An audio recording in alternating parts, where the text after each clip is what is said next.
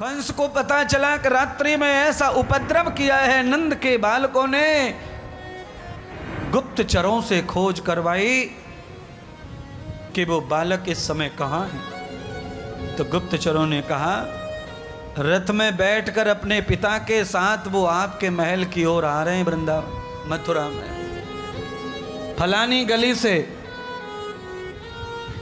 कंस ने एक हाथी को मदिरा पिला दी और पागल कर दिया और उसी गली में उसे धकेल दिया हाथी को, जिस गली से परमात्मा आ रहे थे। भगवान तो जान गए कि ये जानवर का कोई दोष नहीं है, इसकी बुद्धि को नालायक ने भ्रष्ट किया है। भगवान ने हाथी को न मारा, सूंड पकड़कर उसे इंद्र के यहाँ फेंक दिया, स्वर्ग में पहुंचा दिया।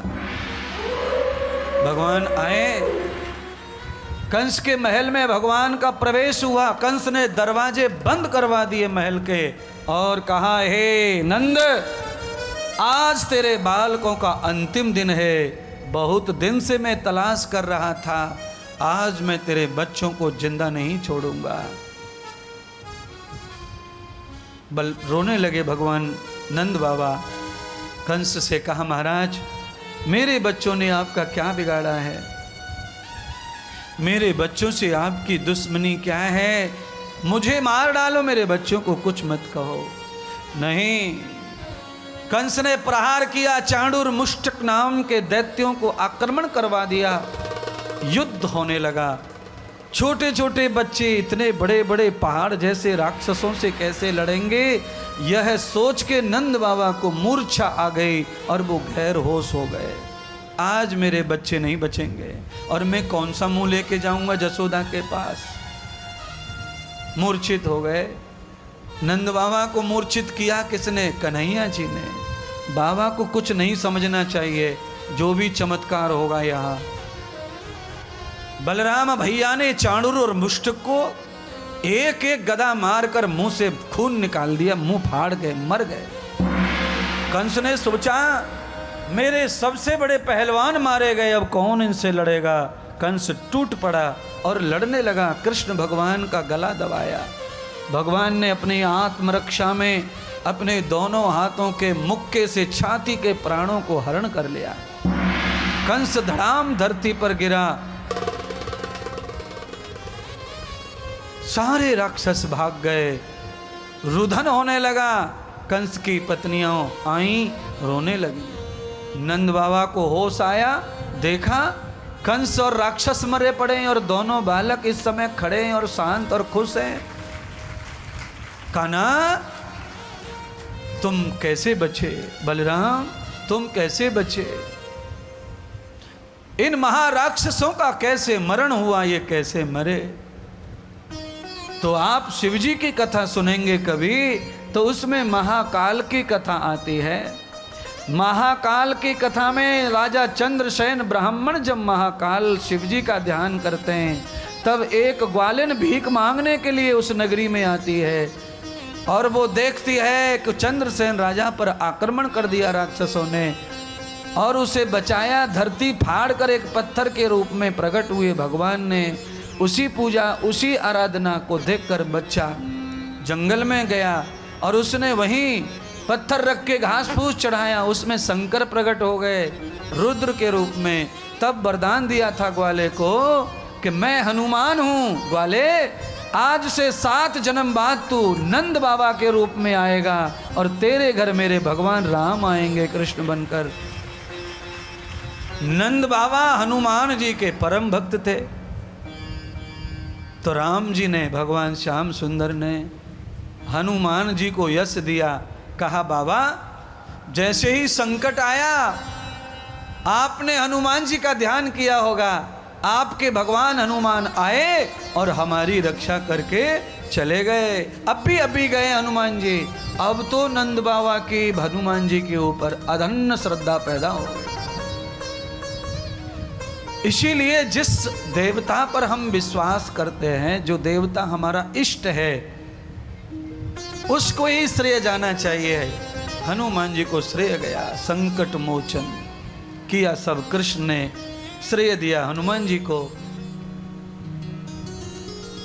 सदगुरु कहते हैं राजन, आज भगवान 11 बरस के हो गए थे, अपने माता पिता को वचन दिया था, पूरा कर दिया। हथकड़ियां बेड़ियां कट गईं और माता पिता को आजाद कर दिया। अपनी मां के पिता महाराज उग्रसेन जी को हथकड़ियों से मुक्त करके अपने हाथों से भगवान ने सिंहासन पर बिठा के मथुरा का राजा बनाया। भगवान ने बुढ़ापे में भी उग्रसेन महाराज को राजा बना दिया पुनः, क्योंकि जिस भगवान के लिए ही उग्रसेन महाराज बंदी बने, जेल में गए, कंस ने जेल में डाल दिया था पिता को। अब कल्पना करो, चाहे विचारों की जेल हो, चाहे बातक जेल हो, चाहे शब्दों की, अपने माता पिता को जो दुखी रखता है एक दिन उसका नाश जरूर हो जाता है। इसीलिए अपने माँ बाप को बंधन में मत रखो। बहुत सारे लोग जेल में नहीं डालते माँ बाप को, पर बंधन में रखते हैं। तू वहां नहीं जाएगी मम्मी, तू यहां नहीं जाएगा पप्पा, तू ये नहीं करेगी मम्मी, तू वो नहीं करेगा पप्पा। अरे चूहे मारने की 7 रुपए की पुड़िया आती है, रात को खीर में डाल के दे दे सालों को। है ये होते कौन है तुम्हें कहने वाले कि तू यहां नहीं जाएगा, तू वहां जाएगा, कि यहां नहीं जाएगा? कौन है ये? तुम्हारे मलमूत्र से निकले हुए कीड़े मकोड़े, ये कुछ नहीं है, ये तुमने मान लिया है इनको, तो इसलिए सिर पे चढ़ रहे हैं। ये मलमूत्र के कीड़े हैं सब। औलाद कहां से पैदा होवे, बस इससे ज्यादा कहना ठीक नहीं है। कैसे कैसे जीवन गवा दिए औलाद के पीछे लोगों ने। मिला क्या, मिला क्या है? कितने पापड़ बेले, कितने पाप की औलाद के नाम से। क्यों? बड़े स्कूल में जो पढ़ाना है, अच्छे स्कूल में, अच्छे स्कूल में। कौन सा अच्छा स्कूल है बताना जरा, एक आध का नाम कोटा में। ज्यादा फीस ले ले वही अच्छा।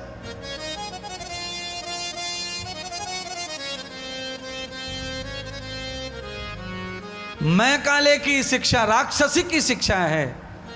मैं काले राक्षस था, उसी की शिक्षा पद्धति पढ़ाई जा रही है अब कॉलेज स्कूलों में। तो कहां से अच्छा बनेगा कोई स्कूल कॉलेज वाला आकर ये कहे कि भारतीय शिक्षा पढ़ा रहे हम, तो हम कहेंगे हमें भी एडमिशन दे दो, हम भी पढ़ लेंगे दोबारा से और पढ़ लेंगे। पर अब ये कीड़े मकोड़ों को क्या सिखाएं, क्या पढ़ाएं? इसीलिए कलयुग जब आएगा तो जीव का उद्धार कैसे होगा, इस टेंशन में व्यास जी ने भागवत की रचना की। आज उसी भागवत से कलयुग को सुधारने का प्रयत्न हो रहा है। व्यास की ही सपने को पूरा किया जा रहा है। एक आध बात मैं अपनी तरफ से जोड़ के बोल देता हूँ, कीड़े मकोड़े वगैरह वगैरह, तो ये मेरा जीवन का अनुभव है, ये साइंस है। इसमें कोई भी पकड़े और कोई आके टोके तो मैं उससे सवाल जवाब कर लूँगा।